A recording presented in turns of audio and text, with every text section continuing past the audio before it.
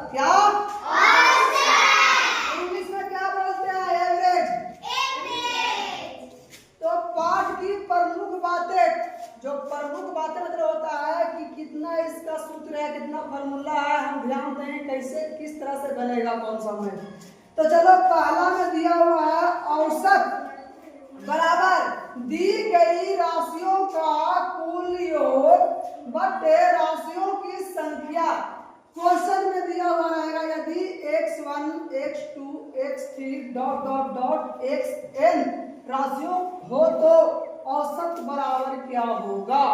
तो जहाँ पे x1 है वहाँ इसका संख्या लिखेगा, जहाँ x2 है वहाँ इसका संख्या लिखेगा, जहाँ x3 है वहाँ इसका संख्या लिखेगा और डॉट डॉट डॉट xn जितना संख्या रहेगा उतना लिखेगा, उसको प्लस प्लस कर देगा बटे n जितना संख्या रहेगा उतना यहाँ पे लिख देंगे और उसके बाद अगर काट करके आंसर लेके चला जाएगा।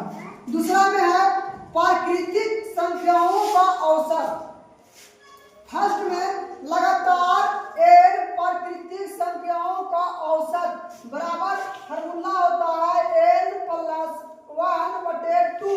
फॉर्मूला क्या होता है? n प्लस 1 बटे 2। तो बनेगा कैसे? जैसे में समझाया गया है कि लगातार 25 तक की प्राकृतिक संख्याओं का औसत क्या है। तो 25 तक बोल रहा है, कितना बोल रहा है? 25 तक, 1 से लेकर 25 तक यानी प्राकृतिक संख्या यानी कटने वाला संख्या। तो n कितना हो गया? 25 और प्लस 1 के 1 लिखा गया और बटे 2 का 2 लिखा गया। अब क्या करेंगे? 25 प्लस 1 को जोड़ करके 26 हो जाएगा और बटे में 2 हो जाएगा और काट दो, दुक्का पारा पड़ेगा। 26 कितना बार में आएगा? 13 बार में आएगा। 13 इसका आंसर हो जाएगा। आगे इसी में दूसरा में आते हैं लगातार n प्राकृतिक संख्याओं के वर्गों को औसत ज्ञात करें। तो इसका फॉर्मूला होता है n प्लस 1 2n प्लस 1 बटे 6 होता है। तो इस जैसे में समझाया गया है कि 1 का स्क्वायर 2 का स्क्वायर 3 का स्क्वायर 4 का स्क्वायर 5 का स्क्वायर 6 का स्क्वायर, ठीक है। तो इसका औसत ज्ञात करें। तो यहाँ पे लिखेंगे n प्लस 1 यानी संख्या कितना है? 1 2 3 4 5 6, तो 6 लिख दिए हैं और प्लस 1 के 1 लिख दिए हैं।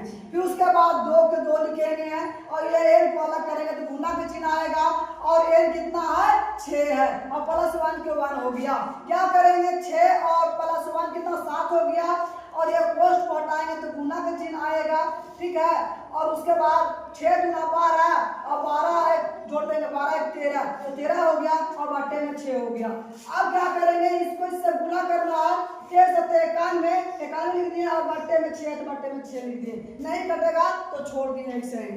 चलो आगे देखते हैं। तीसरा में पूर्ण संख्याओं से संबंधित औसत। पूर्ण संख्याओं से संबंधित औसत फर्स्ट में है लगातार n तक की पूर्ण संख्याओं का औसत बराबर फॉर्मूला क्या होता है? n बटे 2। क्या होता है? n बटे 2। जैसे में समझाया गया है कि लगातार 20 तक पूर्ण संख्याओं का औसत क्या होगा। तो 20 तक बोल रहा है ना, तो n मान लेंगे 20 और बटे 2 है तो 2 लिख देंगे। अब 2 को 20 से क्या करेंगे? भागा करेंगे तो कितना आएगा? 10 आएगा। तो पूर्ण संख्या कितनी हो गया? 10 हो गया। इसी का दूसरा में चलते हैं। लगातार n पूर्ण संख्याओं का औसत बराबर क्या है? तो n माइनस 1 बटे 2, n माइनस 1 बटे 2। तो जैसे समझाया गया है कि लगातार 20 तक पूर्ण संख्याओं का औसत याद करें।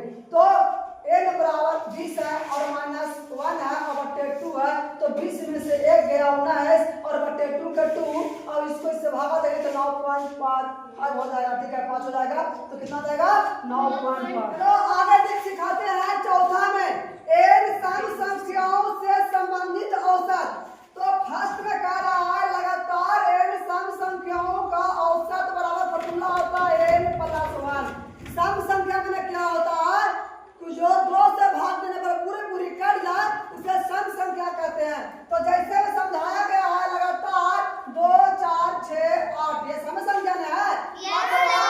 4 संख्याओं का औसत बराबर n प्लस 1 यानी कि n का मान 1 2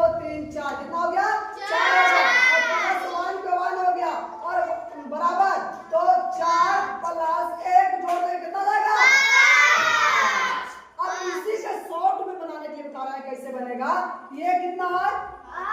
और ये कितना है? तो 8 तो कितना होगा? और 10 हो गया और 2 से भागा दे दो। कितना आएगा? 5 मेरा आंसर है। कितना है? 5। समझ में आया ना कि फर्स्ट और लास्ट को जोड़ करके 2 से भागा देंगे तो मेरा शॉर्ट में आंसर आ जाएगा। चलो आगे हम दिखाते हैं इसी का 2 में। लगातार n तक की सम संख्याओं का औसत बराबर। तो इसका फॉर्मूला है n + 1/2। तो क्या करना, कैसे समझाया गया कि 2 4 6 8 10 12 14 16 यानी 16 तक की सम संख्याओं का औसत क्या है। तो 16 लिखेंगे, n के जगह पे 16 लिखेंगे, +1 के 1 लिखेंगे, बटे 2 के 2 लिखेंगे। इसको काटते हैं कि 2 8 16 8 बार में तो 8 लिख दिए और +1 के 1 लिख दिए हैं। अब 8 हो गया, कितना होगा? 9। ये लॉन्ग में हो गया तो शॉर्ट में कैसे होगा? 16 और 2 को जोड़ देंगे और 2 से भागा देंगे, कितना होगा? 16 और 2 18 होता है और 18 में 2 से भागा देंगे, कितना आएगा? 9। शॉर्ट में 9 चल रहा है और लॉन्ग में भी 9 आ रहा है, तो सही ना होगा। तो आगे सिखाते हैं 5वां में। तो 5वां में कह रहा है विषम संख्याओं का औसत। विषम संख्याओं का औसत, विषम मैंने क्या होता कि 2 से भाग देने पर ना कटे, 2 से भाग देने पर ना कटे, उसे क्या बोलते हैं? विषम संख्या। तो पहला में लगातार n विषम संख्याओं का औसत बराबर n क्या है? n। यानी कि जैसे में समझाया गया है कि 1 3 5 7 9 अथवा लगातार 5 संख्याओं का औसत 5 ही होगा।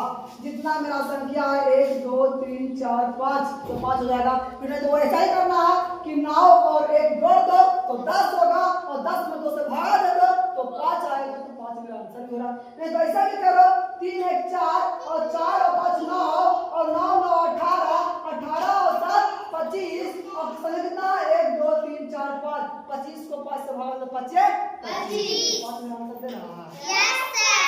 तो तरीका से बना लेगा, आसान भी और लॉन्ग भी, ठीक है। दूसरा में है कि लगातार n तक की विषम संख्याओं का औसत बराबर एक फॉर्मूला n + 1/2। n + 1/2।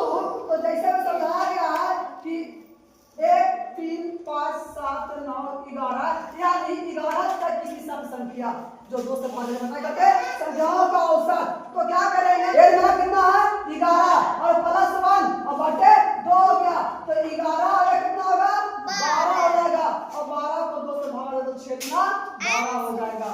अब छठा में औसत चाल बराबर। तो औसत चाल का फॉर्मूला क्या है? कुल तय की गई दूरी बटे कुल समय। यानी कि क्या देगा कि एक व्यक्ति 4 घंटा में 120 किलोमीटर चला। कितना किलोमीटर? 120 किलोमीटर। तो लिखेंगे 120 बटे 4 कुल तय की गई दूरी, कितना दूरी तय किया गया और कितना समय लगा और दोनों को भाग करके काट देंगे, जो मेरा आएगा वही मेरा क्या होगा? औसत चाल हो जाएगा। कोई दिक्कत नहीं सर।